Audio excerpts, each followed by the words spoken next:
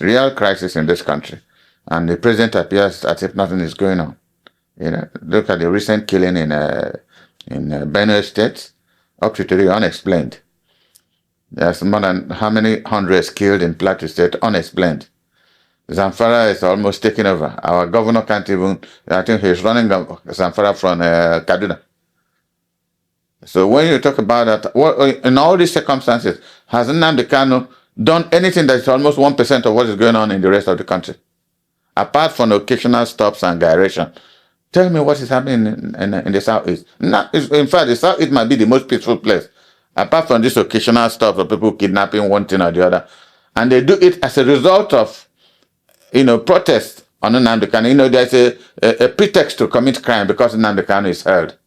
If this was a fairly intelligent government, if they release Nnamdi Kanu today, there will be 95% peace in the Southeast, and that will affect the rest of the country. Why do we think the Southeast governments are not key or doing much to free Nnamdi Kanu? Well, that's a very difficult question for one to answer, in the sense that one would have expected what you said to be the factualization of the situation. But, of all these governors, only Soludo of Anambra said had gone to DSS once to see him. If I'm not wrong, about a year or 2 years ago, he's gone there to see him, And after that, maybe his colleagues advised him not to get involved. Why are they afraid? The young man is very popular in the Southeast. Let me not extend it to the rest of the country.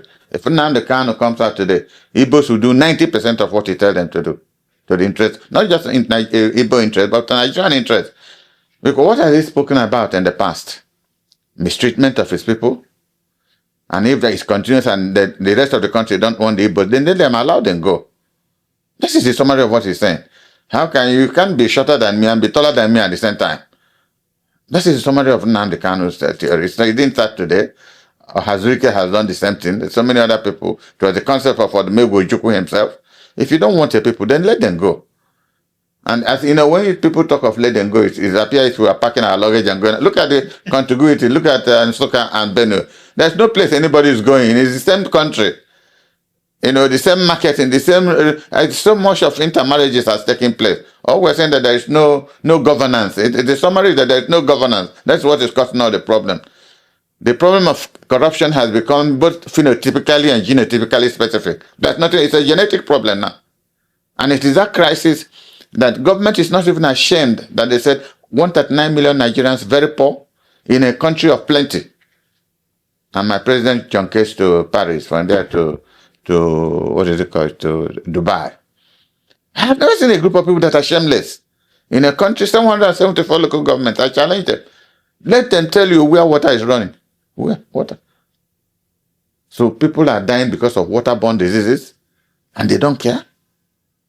And it's even more, like I was saying before we started this, if these governors were sons of Ahmadu Bello, or M.I. Baro, or Azikiwe, or Awolowo, they will say, they had determined their future. They are coming from a position, a background of wealth. But tell me which of these governors not coming from a very poor environment? Most of them, their parents have never been heard of. Most of them, when you hear the history of how they managed to go to secondary school, and finally God bless them, they become governors. So what they are paying back to society is stealing up money. I was telling somebody this morning who confronted me, Dan, what do we do? What do we do? Lead a democratic revolution. I said, I don't have the resources. I can't. I've been in PDP, not even director, because I won't comply with what they said. Yesterday we had a National Reconciliation Committee meeting. Out of 25 members, only 8 were there. So it means that part of those who have joined APC, a majority are coming out from PDP. So going to APC, what is the fundamental, reason why you go to? It's because if you're moving from A to B, B must be better than A. So what has APC done that should be exciting to anybody to want to leave PDP?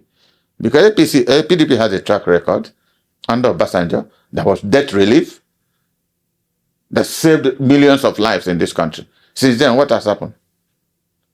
8 years of Muhammadu Buhari was a disaster in this country. I said it on this channel and other channels, even when he was in government.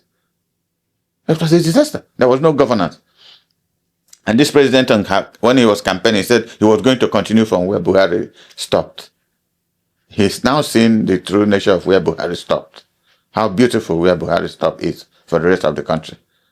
Isn't that a tragedy? In 21st century Nigeria, with everything God has given us, we don't know where we are beginning and where. If you don't know where you're starting, how do you know where you're going? You know, and we take it as a matter of routine. Nothing is going. It's you know, in our case, they say, let's leave it for God. So we are the only people God created. If we decide to be foolish, then He will be foolish with us. All right, we'll return to party politics. But the case of Nnamdi Kanu, why do you think he's still being held? In all that we've seen, appeal court released him, Supreme Court admitted that yes, but go back. Why do you think that is still a battle of the continuation of the Nigerian Civil War? The war has not ended. I think it was on China's TV. I had an interview. Like I said, the day Nnamdi Kanu is released is the end of the Nigerian Civil War, and that will be the day the Southeast starts being integrated into the rest of the country. Look at insecurity everywhere. So is this government enjoying insecurity? That their citizens are being killed?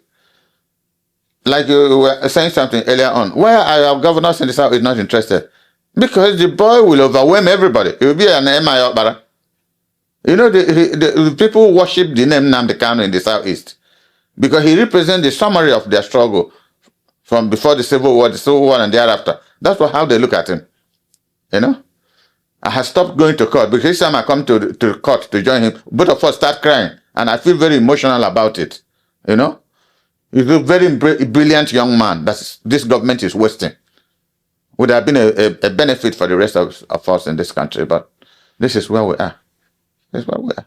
All right, we have girl of defection across the length and breadth of the country, and the PDP seem to be worst hit. Main opposition party, that we see the governors leaving. Yesterday, it was Governor Peter Mbah of Enugu State that has defected. What does this imply for democracy? I must say something. It's one governor I'm very weak at criticizing because he has done excellent work. Since but I haven't seen any governor that passed through Enugu that has done what he has done in under 2.5 years. In fact, when you enter Enugu, you think it's a governor doing his second term. You won't believe he's just doing 2.5 years. All the abandoned property, projects for Chimaroke, he's almost completing them. Almost. Asphalting almost every road you can imagine in the capital city and some other areas in 2.5 years. So I find it difficult to start to think, why is he moving? APC did not make him. We need the struggle we pass through. So sometimes I ask, they may have reasons we don't know about.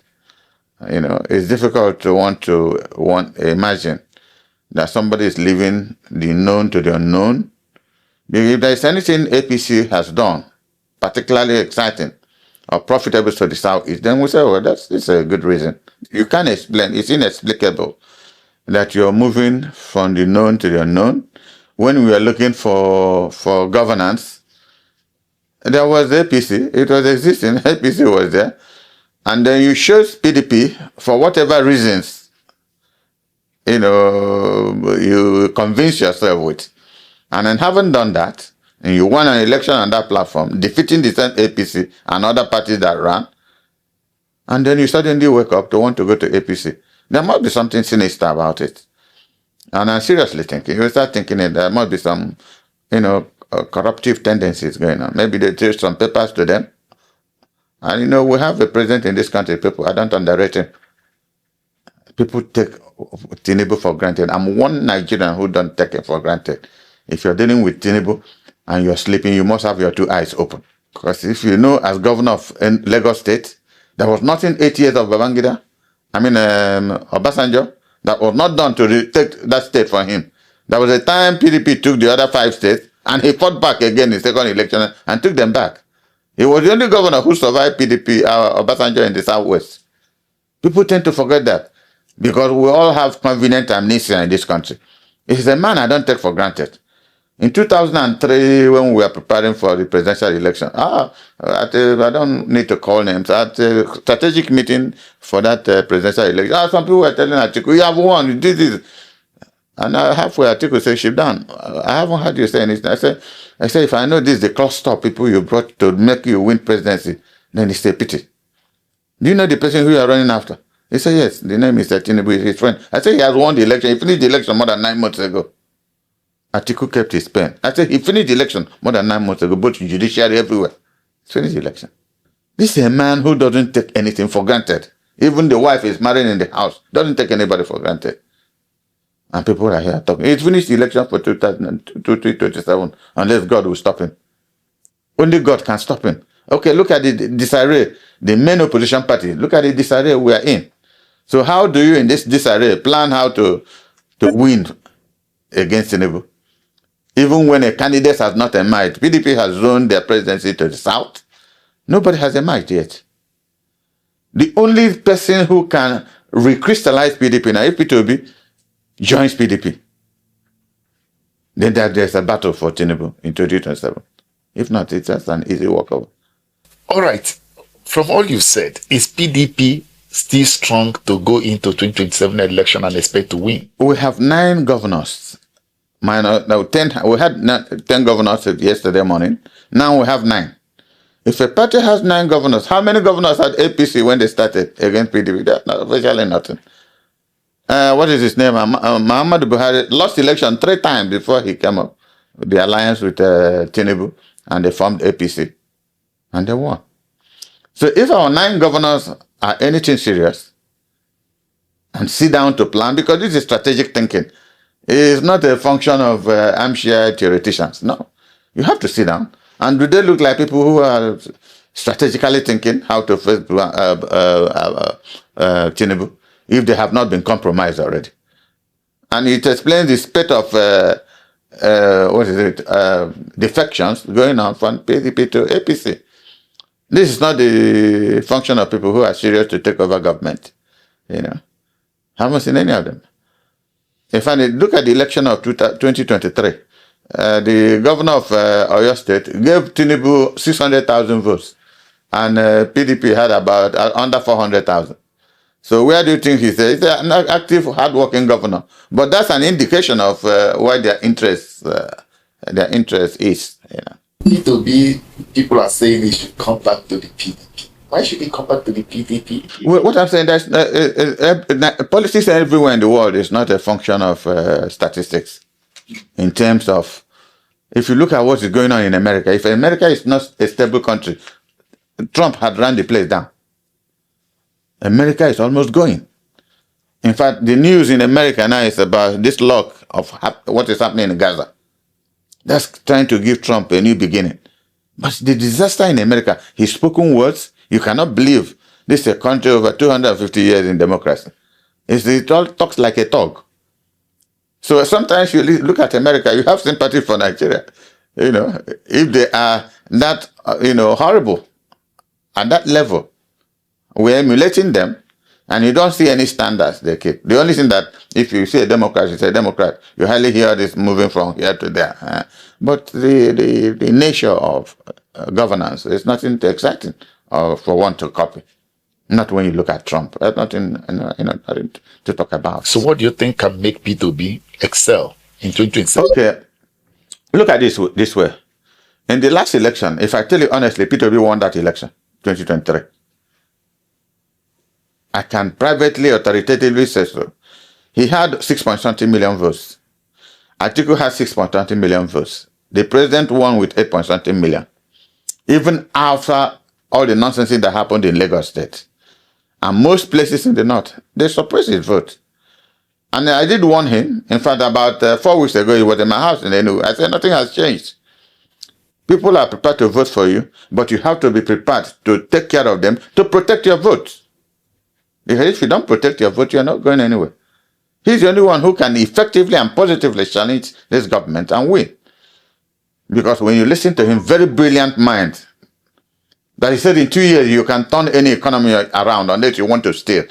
If you're not going to be compromised with all these criminals in government, it's not rocket science to turn this country around, because we have the resources so to do. But when borrowing comes up and you don't know where the money borrowed is supposed to, isn't that a sad episode? And there are those who are wooing former President Goodluck Jonathan to join the fray in 2027. That shows you how foolish the country is. How did he lose in 2015?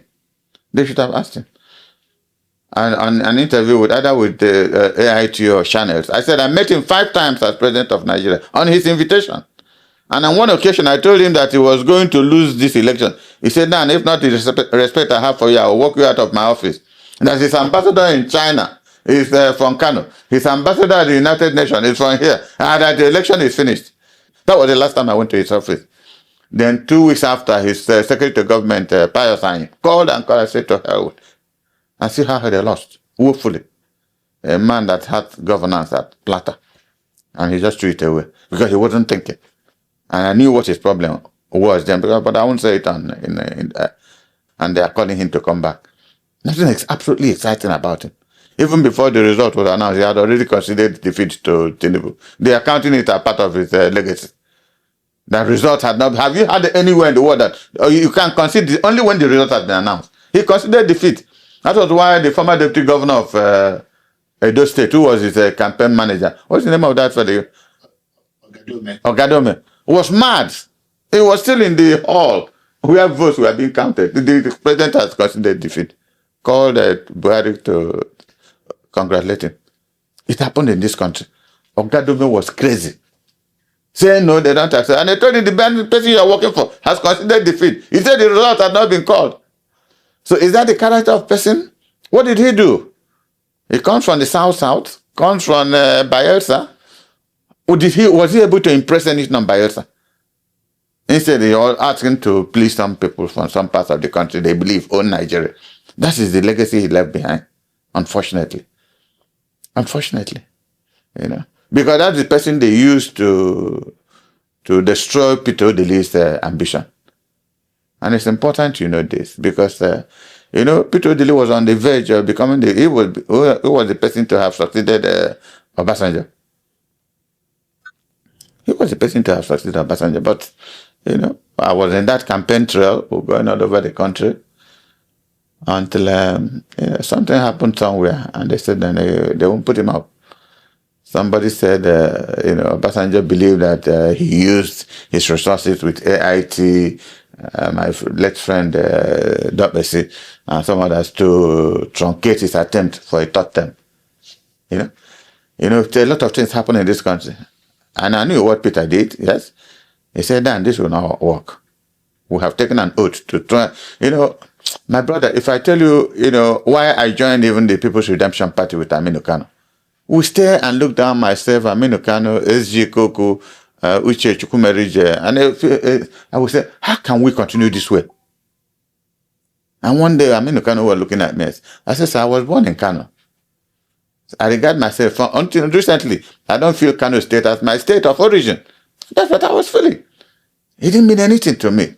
And that's where I was born. God would have told me to be born somewhere else, So, but when you look at the level of development and what is going on in this country, nobody cares.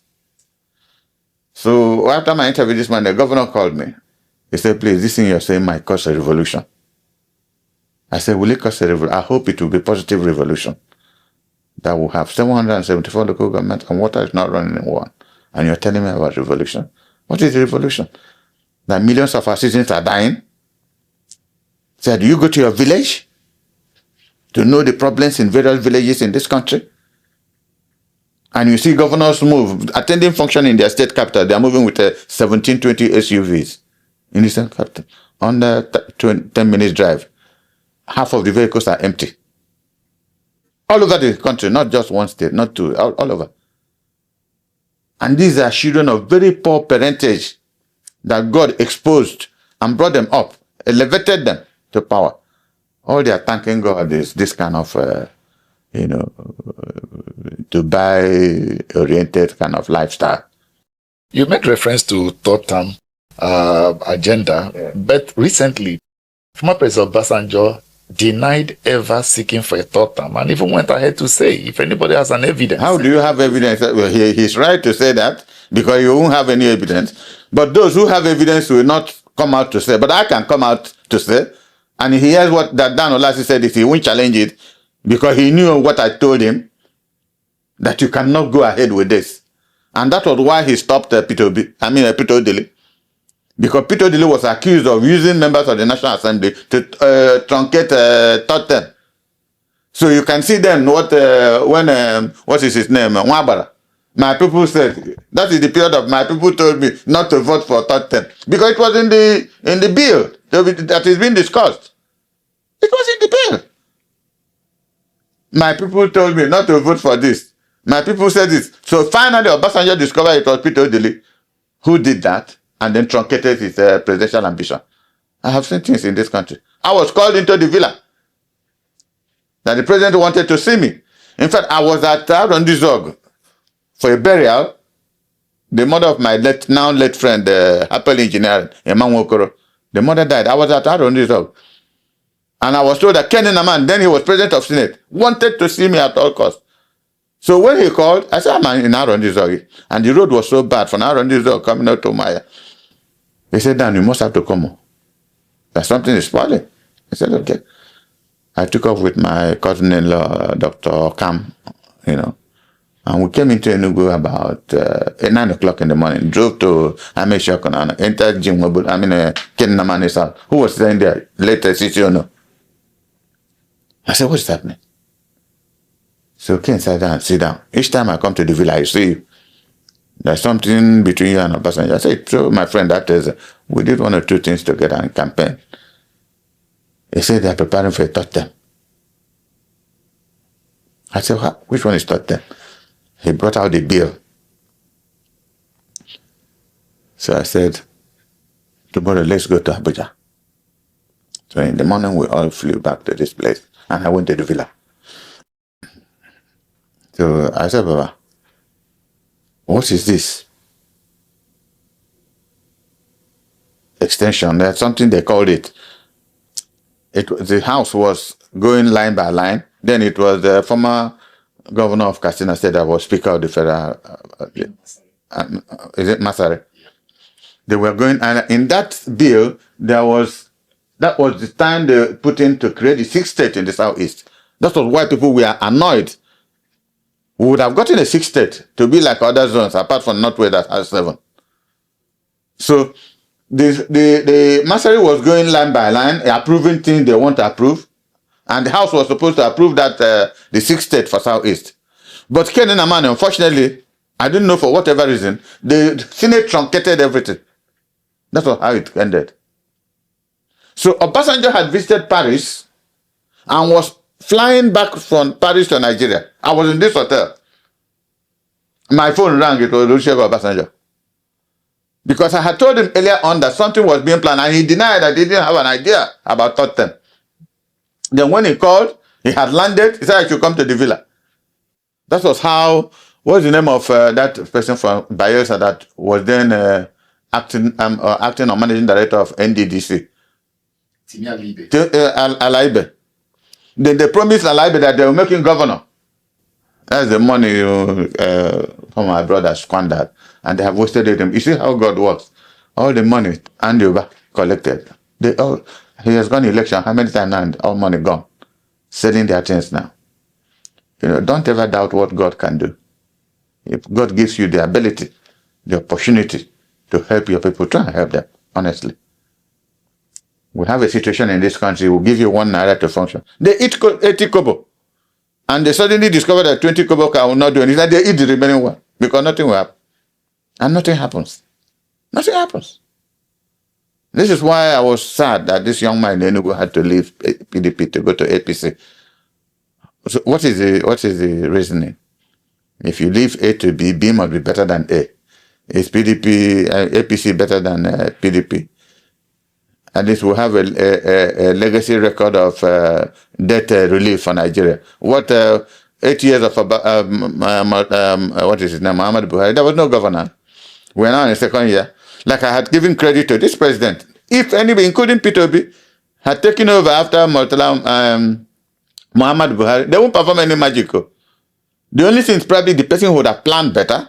Before you remove subsidy, you planned and you have a team to anticipate what will happen when you remove it, and you try to find out how to cushion it. But he didn't do that. He just went on after swearing in. I removed subsidy, as if he's talking, giving his wife money for lunch. I removed this. I did this. He don't run government and pages of newspaper. A serious being. Look at where Nigeria is now. Almost irreversibly damaging the whole process. Then there's the breaking news that Bayelsa governor has also defected to the APC. So you just counted about 9 governors you still have, so we still have -1. We'll say -1. Yeah. Where is it leading us to? And I was in a meeting. He invited us to a meeting. We went to PDP meeting in the Southwest. He was there speaking eloquently, you know, about where PDP was going and what will happen. This. So this is what I'm telling you, that there are no values anymore. There are no values, no integrity, no honor. So the problem of Nigeria is hydra-headed. It's not just that we are stealing money. It's just like a bishop of a church.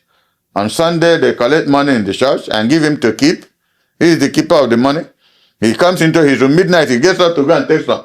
He forgets that he's the man, he's the banker of the money. He wants to go and take some. Suddenly he will remember again that he's the bishop. You know, this stealing is a genetic problem. So you don't know how to handle it. That is where Nigeria has degenerated to. That anybody gets into office, you just see them, look at them in pictures. You see the magnitude of decoration they make. Go and check who were their fathers and mothers. Their grandparents died poor people. God gave them opportunity to want to remedy the situation with their people. And they eat the money. I was telling somebody, there's a suburb of London called Golders Green. 100 and something houses locked up, all owned by Nigerians. Put me. My principal when I was, my partner when I was active in science and medical equipment said, Dan, is there any school in Nigeria where you people train people how to steal money? Because anybody who makes honest money cannot come and buy a house in London or Dubai, and his people only stay there for 1 month in a year when they come on holidays, and he locks it up. So if you go to Golders Green, you will see a lot of breakups, windows broken, because white people who are hungry go there at night to break them and steal whatever they can. Only Nigerians own such properties. Something must be fundamentally wrong. Let's look at the state of the nation. Recently, the President Bola Tinubu had the presidential pardon, and so much controversy has trailed that because of the number of drug offender. Look at the woman that killed her husband. Miriam Sander, think that killed her husband. So all of this, what's your take? Was that a national priority? That's the only answer I'll give you. a drug baron, a lady who killed her husband, hasn't spent 5 years in prison yet, and you give them pardon. I said there must be a different conceptualization of leadership, of governance, that this man is having. That who is he trying to impress? Well, look, as you said, you rightly said, look at the problem it has elicited in the society. All the drug barons who were bringing in drugs, and our young men and women were taking them and dying. They're the people who are granting pardon. Have they discussed it in whatever form? That these are people who have committed murder. People think it's only when I take a gun and kill you. No, I can kill you by word of mouth. By actions taken or inactions. You know, when you, every opportunity is a force multiplier. But in this country, opportunities are not force multipliers. They are killers. They are killers. We don't see a government that, like I was telling somebody, when we have programs in the morning, either like Kakaki program, 7:30, 8, governors are sleeping. They don't see that thing we're saying. They are sleeping. And these are the people who are supposed to be addressed. They listen, okay, I do this. I give, what is his name? Former president, what is the one we call that is trying to come back again? Jonathan. It was, I had a program on AIT.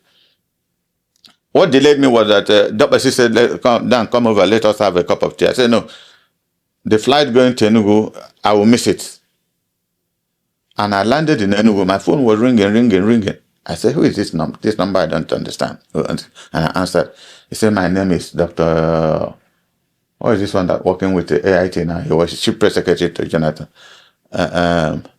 Dr. Ruben Abati. He was his chief, Special advisor media. So he said, my name is Dr. Ruben Abati. I said, where are you Abati from? He started laughing. He said, the president wants to see you. I said, who is the president? He said, Jonathan. I said, want to see me? What for? He said, he just watched your interview and he wants to discuss with you. I said, well, I'm in Enugu now. He said, no, it's not true. Because I just left their office, moved straight to the airport, joined the 10 o'clock flight, and like that, 30 minutes I was in Enugu. He said, no. I said, do you know anybody at the airport? He said, yes, they have security people. I said, tell them I'm still waiting for my luggage. My luggage hasn't come out. So the chief security officer came out, and then I told him what was happening. In fact, they called him. He said that he's in front of Chief. And they couldn't believe it. And after that, Jonathan went to Jerusalem. Go and check and see the history of this period. He went for Jerusalem. He stayed 2 weeks. When he came back, they called me again. I came into his office. And I was discussing questions. He says, when you left university, I was in class 2 in secondary school, 1973. So when you look at this is our fate. The fate of over 200 million. Are you people even up to 200 million? A country that tells itself falsehood. If you are married and your wife has 4 children, you know that the first truth you tell yourself is your number of children. That after your children, your wife, then you start thinking of your, if you are lucky, you have siblings with the same parents. This is how you start, distributing whatever resources you have. But a country that begins to tell itself lies about the number of people it has, don't you think that we are in a disaster already? Because we are using numbers to share money. So we have numbers that not. I was telling somebody, if we are up to 200 million in this country, there would have been riots in the streets because there's so much hunger. When we did 1979, Aminu Kanu ran for presidency. I was director of campaign for Aminu Kanu, national director of campaign.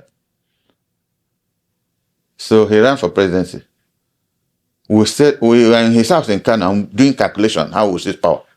So we designated we win about 4 states in the north, 1 or 2 others in the east. I said, okay, that Kanu had then 6-point-something million registered voters. That if we get 3 million, the most popular human being in northern Nigeria then was Madam Aminu Kanu. We calculated between Kanu, Kaduna, and Borno that what will happen is that we'll have a runoff with Shagari. My brother, Zik, had 990-something thousand votes in Imo alone. In Kano, Aminu Kano had 800-something thousand with 6-point-something million registered voters. And I asked in a meeting, did they lie overnight?